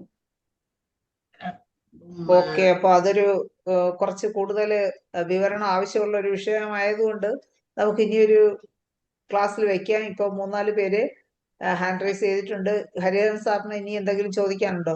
വേറെ എനിക്ക് ഒത്തിരി കാര്യങ്ങൾ ചോദിക്കാനുണ്ട്. പക്ഷെ ഇവരെല്ലാം ഇത്രയും പേര് ഇങ്ങനെ കൈ ഉയർത്തിരിക്കുന്നുണ്ട്, ഞാനത് ചോദിച്ച സമയം കളയുന്നില്ല. ഇതൊരു Hariharan sir thank you. Okay okay, അടുത്ത ഡോക്ടറെ പോലെ ഒരു ഡീപ്പായിട്ട് വളരെ നന്നായിരിക്കുന്നു. നമ്മളെ സേട്ട് സാറുണ്ട്, IFHന്റെ പ്രസിഡന്റ് സേട്ട് സാറ് ഉണ്ട്. സേട്ട് സാറിനെ കോഹോസ്റ്റ് ആക്കിയിട്ടുണ്ട്. സാറിന് അൺമ്യൂട്ട് ചെയ്ത് സംസാരിക്കാം. സാർ എത്തുമ്പോഴേക്കും ഷമീല KH സംസാരിച്ചോളൂ. അൺമ്യൂട്ട് ചെയ്ത് സംസാരിച്ചോളൂ. Doctor Shameela. Good evening sir. Good evening sir. Sir ഭയങ്കര നല്ല ക്ലാസ് ആയിരുന്നു. അപ്പൊ ഇങ്ങനെയുള്ള ഒരു ചെറിയൊരു ഡൗട്ട് എനിക്ക് തോന്നി. നമ്മുടെ മെഡിസിൻ ഇപ്പം ഹൈപ്പർ തൈറോയിഡിസത്തിലും ഹൈപ്പോയിലും സെയിം മെഡിസിൻ തന്നെ വരുന്നുണ്ടല്ലോ. ഇപ്പൊ നമുക്ക് അപ്പൊ അതിന്റെ ഒരു എക്സ്പ്ലനേഷൻ നമുക്ക് പറയാൻ പറ്റുന്നതേ സെല്ലിന്റെ റിസപ്റ്റർ ലെവലില് സെൽ മെംബ്രെയിൻ റിസപ്റ്റേഴ്സ് ഉണ്ടല്ലോ, അപ്പൊ അതിൽ ആക്ഷൻ കിട്ടുന്ന മെഡിസിൻസ് ആയിരിക്കണം. ഇപ്പൊ സ്പോഞ്ചിയ, അയഡിൻ പോലുള്ള മെഡിസിൻസ് ഒക്കെ ആ സെൽ മെംബ്രെയിൻ റിസപ്റ്റർ ലെവലില് ആക്ട് ചെയ്യുന്നത് കൊണ്ടായിരിക്കണം ഈ 2 സ്റ്റേജിലും. അങ്ങനെ അതിനെ എക്സ്പ്ലെയിൻ ചെയ്യാൻ പറ്റുമോ? അത് ഈ സെൽ മെംബ്രെയിൻ റിസപ്റ്റർ വഴി അല്ലേ നമുക്കിപ്പം ഈ പ്രോട്ടീൻ സിന്തസിസ് ഒക്കെ വന്നിട്ട് നമ്മൾ DNA ഇൻഫ്ലുവൻസ് ചെയ്യുന്നത്. അതുപോലെ വേറൊരു സാറ് പറഞ്ഞല്ലോ, ഇപ്പൊ അതായത് നമ്മൾ ഭയങ്കര അക്യൂട്ട് ആയിട്ട് ഇമോഷണൽ ഒരു ട്രോമ ഉണ്ടെങ്കിൽ എത്രയും പെട്ടെന്ന് തന്നെ നമുക്ക് ആ cancer within 1 month cancer develop ചെയ്യും. അപ്പം നമുക്കൊരു സെല്ലർ മ്യൂട്ടേഷൻ നടക്കണമെന്നുണ്ടെങ്കിലേ അപ്പൊ ജീൻസിന്റെ ലെവൽ, അതായത് ഇമോഷൻസ് നമുക്ക് ജീൻസിൽ ആക്ട് ചെയ്യുന്നു എന്നുള്ളതാണല്ലോ. അപ്പൊ അത് DNA കൂടെ എന്തായാലും നമ്മളിപ്പം എല്ലാം സ്പിരിച്വൽ ആണെങ്കിലും ഈ സ്പിരിച്വൽ വർക്ക് ചെയ്യുന്ന ഒരു ഫിസിയോളജിക്കൽ ലെവൽ ഉണ്ടല്ലോ, spiritual something connecting to the cell ലെവലിൽ വന്നിട്ടാണല്ലോ ഇത് ക്യാൻസർ ആയിട്ട് വരുന്നത്. അപ്പൊ അത് സെല്ലും ആ ഇമോഷൻസ് എങ്ങനെ ഈ സെല്ലിലോട്ട് എത്തുന്നു. ഇപ്പൊ നമ്മൾ വൈറ്റൽ ഫോഴ്സ് എന്നൊക്കെ പറഞ്ഞാലും ആ സെൽ മെംബ്രെയിൻ നമുക്കിപ്പം ഇപ്പൊ ഒരു തൈറോയിഡ് കേസ് വരുമ്പോഴത്തേക്ക് അതിൽ മെംബ്രെയിൻ ലെവലിൽ എന്തോ ഒരു റിസപ്റ്റർ ലെവലിൽ ഒരു ബ്ലോക്ക് ഉണ്ട്. നമ്മുടെ മെഡിസിൻ കൊടുക്കുമ്പോൾ ആ റിസപ്റ്റർ ലെവലിൽ എന്ന് വെച്ചാൽ ഈ സ്പോഞ്ചിയ കറക്റ്റ്ലി ആ തൈറോയിഡ് TSH റിസപ്റ്റേഴ്സിൽ ഫിറ്റ് ചെയ്യുന്നുണ്ട് സ്പോഞ്ചിയ മോളിക്യൂൾസ്. അപ്പൊ അതുകൊണ്ടായിരിക്കും അവിടുത്തെ ആ റിസപ്റ്റർ ബ്ലോക്ക് അത് മാറ്റുന്നത്. അപ്പൊ പിന്നെ സെല്ലിന്റെ ഫംഗ്ഷൻ, പിന്നെ DNA ഫംഗ്ഷൻ സ്മൂത്ത് ആവുമ്പോൾ ഹൈപ്പർ ആയാലും ഹൈപ്പോ ആയാലും അത് ശരിയാക്കാൻ പറ്റും.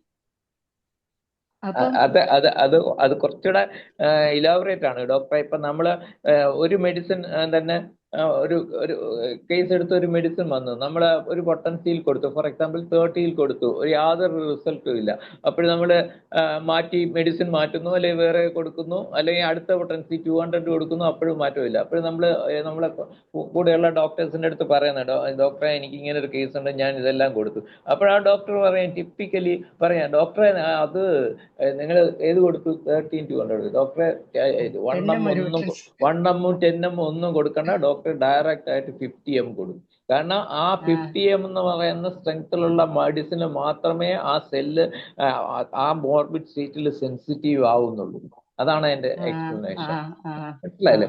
അതുകൊണ്ട് ആ ഹനുമാൻ പറഞ്ഞ ഞാൻ പറഞ്ഞല്ലോ ലാസ്റ്റ് 6th എഡീഷനിൽ പുള്ളി റിപ്പീറ്റഡ് മെഡിസിൻ ഹൈപ്പൊട്ടൻസീസ് എന്ന് പറയുന്നെങ്കിലും പുള്ളിക്ക് അത് കുറച്ചുകൂടെ പുള്ളി ജീവിച്ചിരുന്നെങ്കിൽ കുറെ കൂടെ അത് സ്പെസിഫിക് ആയിട്ട് വന്നേനെ, ഇന്ന മെഡിസിൻ ഇന്നടുത്ത്. ഞാനത് മനസ്സിലാക്കിയിട്ടുണ്ട്. എൻ്റെ തന്നെ ഞാനൊരു 10-80 മെഡിസിൻ ഞാൻ ഒരു ക്ലാസ്സിൽ പിന്നെ പറയാമെന്ന് കഴിഞ്ഞോണം തന്നെ പറഞ്ഞു. ഓക്കെ അതായത് നമ്മളെ ഇപ്പൊ ഒരു എക്സാമ്പിൾ പറയുവാണെങ്കിൽ നമ്മളൊരു ഡിസീസ് സ്റ്റേറ്റ്, ഒരു മസിലിന്റെ വേദന അല്ലെങ്കിൽ കാലിന്റെ ഒരു വേദന ഒരു ഡോക്ടറോട് ഡിസ്കസ് ചെയ്യുമ്പോൾ ആ ഡോക്ടർ കേട്ടിട്ട് പറയാം നിങ്ങൾ റെസ്റ്റോക്സ് എടുക്കുക. അപ്പോൾ നിങ്ങൾ പറയും റെസ്റ്റോക്സ് ഞാൻ എടുത്തു, എന്നാൽ സിംഫൈറ്റും എടുക്കുക. ആ സിംഫൈറ്റും എടുത്തു, എന്നാൽ കാൽമിയ എടുക്കുക, അല്ലെങ്കിൽ ലെഡം എടുക്കുക.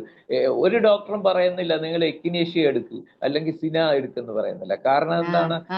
ആ ഡ്രഗിന്റെ പ്രൂവിങ്ങിൽ ഓരോ ഡ്രഗിനും ഓരോ സിസ്റ്റം അല്ലെങ്കിൽ ഓരോ ടിഷ്യൂ അല്ലെങ്കിൽ ഓരോ ഓർഗൻ അല്ലെങ്കിൽ ഓരോ ഉണ്ടാവും, ഇഡാമിനസ് ഉണ്ടാവും. അത് നമ്മളെ മെഡിസിൻ പ്രൂവ് ചെയ്തേക്കുന്ന ഇൻവേരിയബിളി ഓരോ മെഡിസിനും ഓരോ പൊട്ടൻസിയിൽ അല്ലെങ്കിൽ ടിഞ്ചറിലോ അങ്ങനെ ആയിരിക്കും. അതേസമയം സെയിം മെഡിസിൻ തന്നെ റിപ്പീറ്റഡ് ആയിട്ട് പ്രൂവ് ചെയ്യണം പല potencies, then you will get specific medicine. ഞാൻ അതിന് കഴിഞ്ഞ ക്ലാസ്സിൽ ഒരു എക്സാമ്പിൾ ഞാൻ പറഞ്ഞു കൊടുത്തു. 100% വർക്ക് ചെയ്യുന്നതാണ് ഓസ്റ്റിയോ ആർത്രൈറ്റിസ് ഓഫ് ലെഗ്, അതായത് നീ osteo arthritis of leg. Specific ആണ്, ബ്രയോണിയ ടെൻഡൻ. ഡോക്ടർ കൊടുത്തു നോക്കൂ, ഈ കേൾക്കുന്ന എല്ലാരും കൊടുത്തു നോക്കൂ, കണ്ണു അടച്ചു കൊടുത്തു നോക്കൂ, 100% ഓസ്റ്റിയോ ആർത്രൈറ്റിസ്. Repeated dose. അതുകൊണ്ടാണല്ലോ ഹനുമാൻ അവസാനം പറഞ്ഞ ഹൈപ്പൊട്ടൻസി റിപ്പീറ്റഡ് ഡോസ് വേണമെന്ന്. അത് 10 റിപ്പീറ്റഡ് ഡോസ് കൊടുത്തു നോക്കൂ. എൻ്റെ ഒരു മൈൽഡ്, മോഡറേറ്റ്, സിവിയർ എന്ന് ക്ലാസിഫൈ ചെയ്യുവാണെങ്കിൽ, മൈൽഡൊക്കെ ആണെങ്കിൽ റിപ്പീറ്റഡ് ഡോസ് കൊടുത്താൽ 100%, ഞാൻ ആ വാക്ക് അണ്ടർലൈൻ ചെയ്യുന്നു, 100% ഒരു മാസം കഴിയുമ്പോൾ ഒരു മലയാളത്തിൽ പറഞ്ഞാൽ പുട്ടുപോലെ നടന്നു പോകും. Okay, Ismail sir sir hand raise അല്ലല്ലോ, ഔട്ടായി പോയിട്ട് വന്നേ. ബാലേന്ദ്രൻ ഡോക്ടർക്ക് ഒന്നുകൂടെ അൺമ്യൂട്ട് ചെയ്ത് സംസാരിക്കാമോ?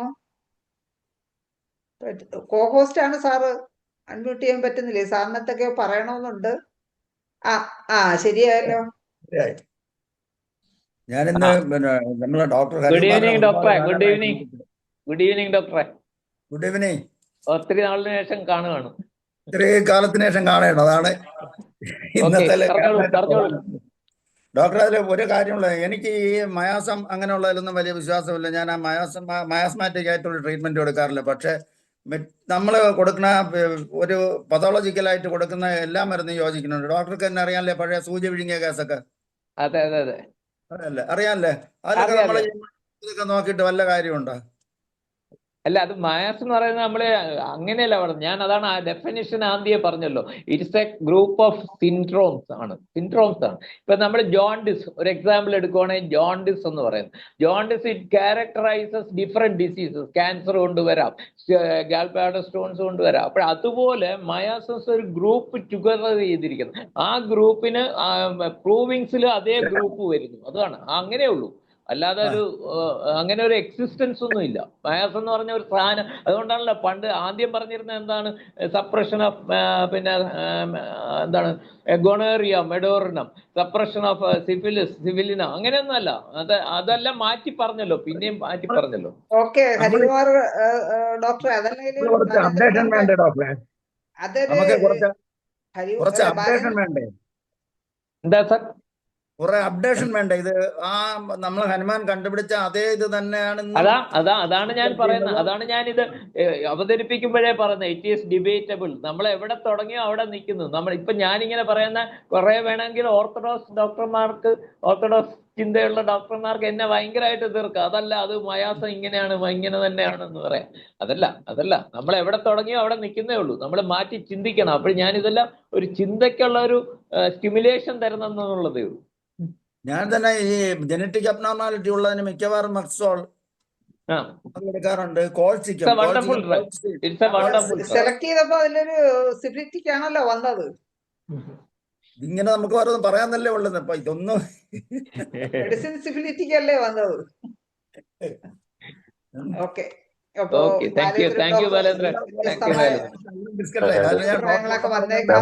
നമ്മളെ വല്ലാതെ സംസാരിച്ചിട്ട് ഒരു ഡിഗ്രി കൊണ്ടുപോയി അത് വിടണ്ട. സാറേ നമസ്കാരം. ആദ്യം പറഞ്ഞോട്ടെ. നമസ്കാരം. ഞാൻ സുഖമായിരിക്കും ഡോക്ടറെ. ഞാൻ ഡോക്ടറായതുകൊണ്ട് കേൾക്കാൻ വേണ്ടി ഇറക്കിയതാ. എനിക്ക് നല്ല പനിയുണ്ട്, തലവേദനയുണ്ട്, കുറച്ച് BP ഷൂട്ടപ്പ് ചെയ്തിട്ടുണ്ട്. അങ്ങനെ സാധാരണ എനിക്ക് ഉണ്ടാവാത്തതാണ്. ഡയബറ്റീസ് സ്വല്പമുണ്ട്. അച്ഛന്റെ അസുഖം അവസാനം എനിക്കും പിടിച്ചു. അപ്പൊ ഇത് 2 ദിവസം കൊണ്ട് ഞാൻ അനുഭവിച്ചോണ്ടിരിക്കുക. ഇപ്പൊ ഇന്ന് ഹരികുമാറിന്റെ ക്ലാസ് ആയതുകൊണ്ട് ഞാൻ കയറിയതാ. പറയാനുള്ളത് നമ്മൾ ഡോക്ടർ ഹാനിമാനെ വിമർശിക്കാനും വേണ്ട. വിമർശിക്കാൻ നമ്മൾ ആരും ആയിട്ടില്ല. അദ്ദേഹത്തിന് കുറച്ചുകൂടെ അപ്ഡേറ്റ് ചെയ്യാൻ പറ്റുമായിരുന്നു. ആ സമയം ഇവിടെയായിരുന്നെങ്കിൽ അപ്ഡേറ്റ് ചെയ്താൽ മതി. അടുത്തൊരു ഓർഗനൈസേഷൻ വന്നേ തീർച്ചയായും അപ്ഡേഷൻ വന്നേനെ. അതെ വന്നേനെ, തീർച്ചയായിട്ടും വരും. അപ്പൊ അദ്ദേഹത്തിന് അതിന് സമയം കിട്ടിയില്ല. അതുകൊണ്ട് അദ്ദേഹം പറഞ്ഞ എല്ലാം തെറ്റാണെന്ന് പറയാൻ പറ്റൂല. എല്ലാം പറഞ്ഞുകൊണ്ടിരിക്കുകയാണ്. ഏറ്റവും കൂടുതൽ പ്യൂരിഫിക്കേഷൻ വരാനുള്ള സമയം കഴിഞ്ഞു. നമ്മളെ ഏൽപ്പിച്ചിരിക്കുകയല്ലേ, നമ്മളെ ഏൽപ്പിച്ചിരിക്കുക. അദ്ദേഹം ഏൽപ്പിച്ചാണ് പോയത്. മൊബൈൽ ഫോൺ 3X ഇതിന്റെ ഏത് ഭാഗമാണ് മരുന്നാക്കണത്? അതിന്റെ കവറാ, അതാ അതിന്റെ ബാറ്ററിയാ, അതാ അതിന്റെ മറ്റേ ഇതിന്റെ ഇതുണ്ടല്ലോ, പല യൂണിറ്റ് ഉണ്ടല്ലോ. അതിൽ ഏതാണ് മൊബൈൽ ഫോൺ 3Xും ഒക്കെ പറഞ്ഞതിൽ ഏതാണ് ഇതാണ്? ഹനുമാൻ നമുക്ക് തന്നിട്ടുള്ള മരുന്ന് തന്നെ കൂടുതലാണ്. അപ്പൊ ഇങ്ങനെയുള്ളതിനൊക്കെയാണ് നമുക്ക് അപ്ഡേഷൻ ഇതിനൊക്കെ ഒഴിവാക്കാനുള്ള. ഈയിടെ തന്നെ തെസ്പീസിയ പോപ്പുലൈന എന്ന് പറഞ്ഞ് ഇന്നലെ ഒരു ഗ്രൂപ്പിൽ, ഒരു ഫിസിഷ്യൻ ഗ്രൂപ്പിൽ വന്നിരുന്നു. തെസ്പീസിയ പോപ്പുലൈന എന്ന് വെച്ചാൽ മാൽവേസിയ ഫാമിലിയിലുള്ള നമ്മളെ സാധാരണ പറഞ്ഞ തിരുവനന്തപുരം ഭാഷയിൽ ചീലാന്തി എന്ന് പറയും, അല്ലാതെ പൂവരസ് എന്ന് പറയും. ഇങ്ങനെയൊക്കെ പറയണതാണ്.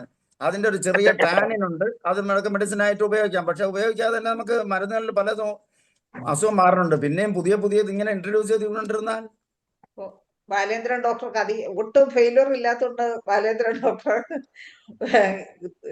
കൊടുക്കുന്നത്. അത് പക്ഷെ എല്ലാരും വിജയിക്കില്ല. ബാലേന്ദ്രൻ ഡോക്ടർക്ക് മാത്രമേ ഞാൻ പറഞ്ഞു കൊടുക്കണ ഫിസിഷ്യൻ ഗ്രൂപ്പിൽ ആയിരക്കണക്കിന് 1024 പേരുണ്ട്. പറഞ്ഞു കൊടുക്കുന്നവർക്ക് അത്രയും എഫക്റ്റ് ആണല്ലേ. തൈറോയിഡിന് ഞാൻ മരുന്ന് പറയണത് തൂജ 6 ഡോസ്, നാട്രമോർ 6 ഡോസ്. ഇത് കൊടുക്കുന്നവർക്ക് എല്ലാവർക്കും കുറയാനുണ്ടല്ലേ.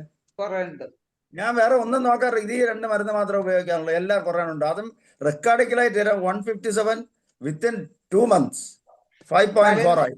അപ്പൊ നമുക്കൊരു കൺക്ലൂഷനിൽ എത്താം. വേണ്ടവര് പുതിയത് കണ്ടുപിടിച്ചോണ്ടിരിക്കട്ടെ.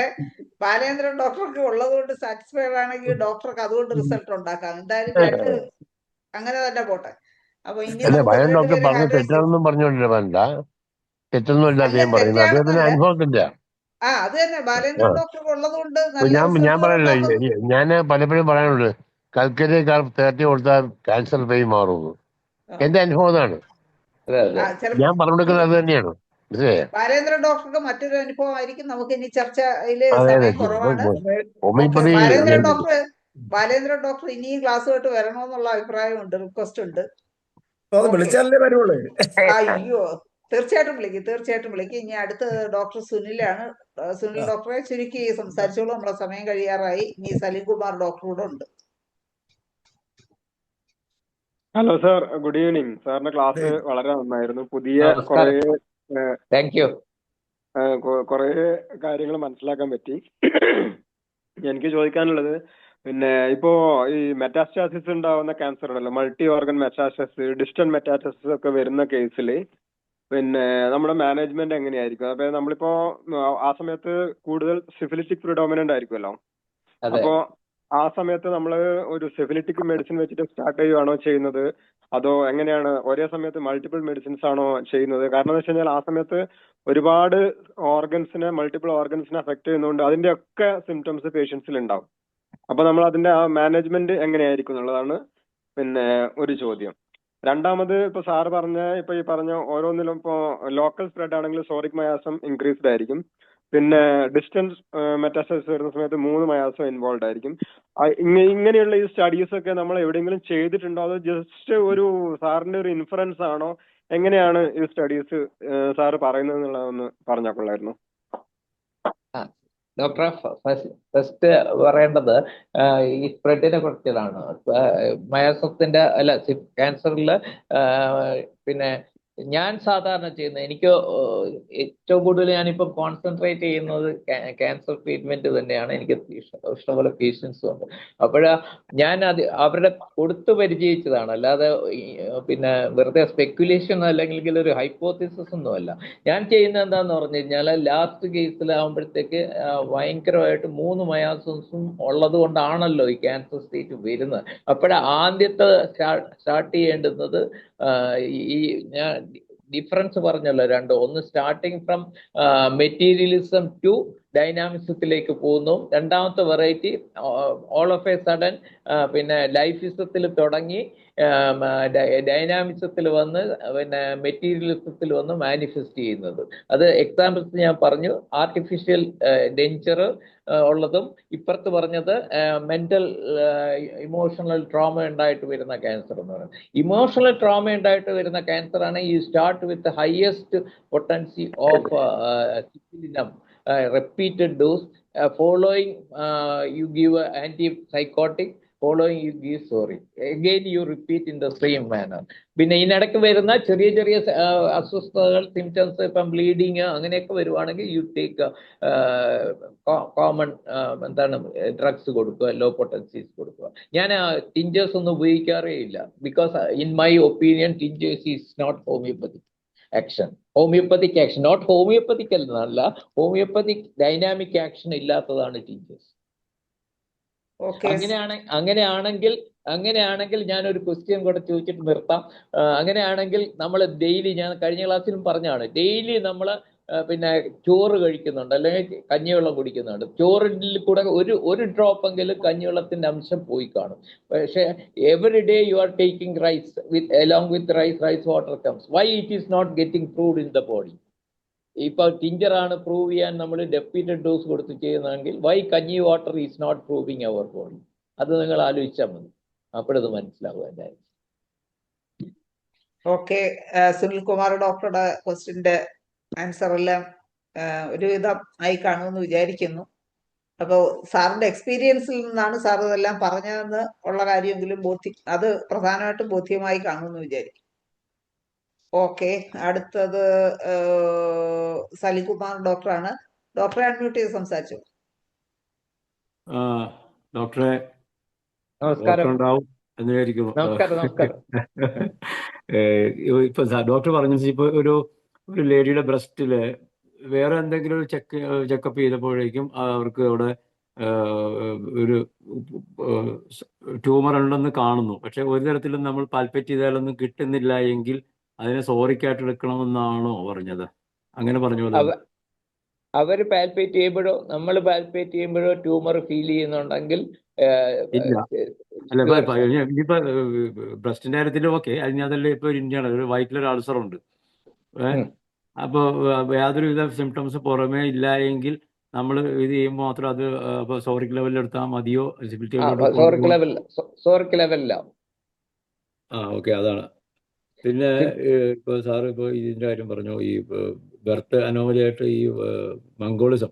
ഇപ്പൊ ഒരു കുട്ടിക്ക് ടെസ്റ്റ് ഈ പ്രഗ്നൻസിയുടെ ലാസ്റ്റ് മന്തിൽ ടെസ്റ്റ് ചെയ്തപ്പോൾ പോലും ഒരു അബ്നോർമാലിറ്റി ഉണ്ടായിരുന്നില്ല. പക്ഷെ പ്രസവിച്ച് കഴിഞ്ഞപ്പോഴത്തേക്കും കുട്ടിക്ക് അബ്നോർമാലിറ്റി ഉണ്ട്. അങ്ങനെ ലാസ്റ്റ് മന്തിന് ശേഷമൊക്കെ സംഭവിക്കുമോ? പറ്റും. പറ്റാം. പക്ഷെ പിക്ക് കിട്ടിയില്ല എന്ന് പറഞ്ഞാൽ നമ്മൾ നോക്കുന്ന ടെസ്റ്റുകൾ ഒന്ന് അമ്നോട്ടിക് ഫ്ലൂയിഡ് നോക്കുന്നു, അൾട്രാസൗണ്ട് നോക്കുന്നു. ഇത് രണ്ടുമല്ലേ ഉള്ളൂ, വേറൊന്നും ഇല്ലല്ലോ. ജനറ്റിക് സ്റ്റഡി വേണമെങ്കിൽ ചെയ്യാം. പക്ഷെ നമ്മൾ ഇത് രണ്ടുമാണ് കോമൺ ആയിട്ട് ചെയ്യുന്നത്. അതിൽ കാണാൻ പറ്റുന്നില്ലല്ലോ. പക്ഷെ നടത്തിയെന്ന് എനിക്കറിയില്ല, ടെസ്റ്റ് ചെയ്തപ്പോൾ ഇത് ഉണ്ടായിരുന്നില്ല. പക്ഷെ പ്രസവിക്കുമ്പോൾ ഉണ്ടാകാം, അങ്ങനെ വരാം. അത് ഒന്ന് ടെസ്റ്റ് ആകാം, അല്ലെങ്കിൽ ഫൈൻഡിങ് കറക്റ്റ് അല്ലാത്തതും ആകാം, രണ്ടും ആകാം. പക്ഷെ വന്നു കഴിഞ്ഞാൽ ഫസ്റ്റ് ഡേ തന്നെ ഡയഗ്നോസ് ചെയ്യാൻ പറ്റും. അന്ന് പോലെ ട്രീറ്റ്മെന്റ് തുടങ്ങണം എന്നുള്ള മസ്റ്റാണ്. സാറിന്റെ ചികിത്സയെ കുറിച്ച് ഓർമ്മ വരുന്നത്, പണ്ട് എറണാകുളത്ത് ക്ലാസ് എടുക്കാൻ വന്നപ്പോൾ ഡോക്ടർ ജോളി, ഇപ്പൊ കഴിഞ്ഞ ദിവസം എടുത്തിട്ട് പോയ ഡോക്ടർ ജോളിക്ക് പെട്ടെന്ന് ഒരു ഹാർട്ട് അറ്റാക്ക് പോലെ ഒരു സിവിയർ ചെസ്റ്റ് പെയിൻ വന്നു. ഞാനന്ന് എൻ്റെ കാറിന്റെ ഹെഡ്ലൈറ്റ് ഒക്കെ തെളിച്ചിട്ട് പാഞ്ഞു പോയി റെക്സ്റ്റോക്സ് ടെന്നം എടുത്തുകൊണ്ട് വന്നതും തിരിച്ച് വണ്ടി എങ്ങനെയൊക്കെ ഓടിച്ച് എൻ്റെ ജീവിതത്തെ സ്പീഡിൽ വണ്ടി ഓടിച്ചേക്കണപ്പോഴാണ് തിരിച്ചു കൊണ്ടുവന്നു അപ്പം തന്നെ കൊടുത്തതും അതിന് ഡോക്ടർ ജോളിക്ക് അന്ന് അതുകൊണ്ട് ആശ്വാസം ഉണ്ടായത് ഞാൻ ഓർക്കുന്നു. ദൈവത്തിന് സ്തുതി. എറണാകുളത്ത് അത്രയും ഞാൻ പറയുന്നുള്ളൂ. സിന്ദൂരത്തിന്റെ പ്രോഗ്രാമിന് ദൈവത്തിന് സ്തുതി പറയുന്നു, അത്രേ ഉള്ളൂ. ഓക്കെ പക്ഷെ സലീംകുമാർ ഡോക്ടർ റെസ്റ്റ് ഓഫ് ടെന്നം എന്ന് പറയുന്ന സ്പെസിഫിക് ആണ് ഡോക്ടറെ. എല്ലാരും വീട്ടിൽ വാങ്ങിച്ചു വെച്ചോ, റിപ്പീറ്റഡ് ഡോസ് കഴിച്ചോ, ഡെഫിനറ്റ് ആണ്. Fibres, cardiac muscle fibres reverse ചെയ്യും. കേരളത്തില് നമ്മള് ഫ്രാൻസിനെ കുറിച്ച് പറയുമ്പോ ഫ്രാൻസിൽ ആ ഒരു ഗോപുരം ഉണ്ടല്ലോ. സമയം സലീംകുമാർ ഡോക്ടറെ സമയം. അല്ല അതുപോലെ കേരളത്തിലെ ഹോമിയോപ്പതിക്കാർക്ക് അഭിമാന സംഭവമാണ് സാർ. കാരണം വേറൊന്നുമല്ല, 3 ചികിത്സാ സമ്പ്രദായങ്ങളും ഉണ്ടായിട്ട് ഹോമിയോപ്പതി പ്രാക്ടീസ് ചെയ്യുന്നു എന്നുള്ളത് ഞങ്ങൾക്ക് എവിടെയും ഉയർത്തി പറയാൻ പറ്റുന്ന അതുകൊണ്ടാണ് കേരളത്തിലെ ഹോമിയോപ്പതി അഭിമാന സംഭവമാണ്. ഓക്കെ ഓക്കെ സലീംകുമാർ ഡോക്ടറെ, സമയക്കുറവ് കൊണ്ട് നമുക്ക് ഇനി ധനേഷ് ഡോക്ടർ ഹാൻഡ് റൈസ് ചെയ്തിട്ടുണ്ട്. ധനേഷ് ഡോക്ടർ ഹരികുമാർ ഡോക്ടർക്കുള്ള നന്ദി കൂടി പ്രകടിപ്പിച്ച് അഭിപ്രായം പറഞ്ഞ് നമുക്ക് ഇന്നത്തെ സെഷൻ വൈൻഡപ്പ് ചെയ്യാം.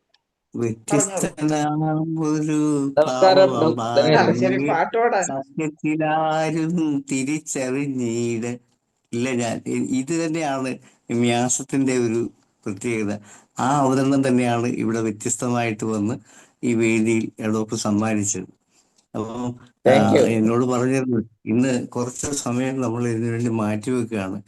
പക്ഷെ ഞാൻ ആരെയും വിളിച്ചു പറഞ്ഞില്ല എല്ലാവരും കയറി കമന്റ് പറയണമെന്ന്. സ്വമേധ ആൾക്കാർ വന്നല്ലോ, അതുകൊണ്ട് തന്നെ ഞാൻ മിണ്ടാതിരിക്കുകയായിരുന്നു.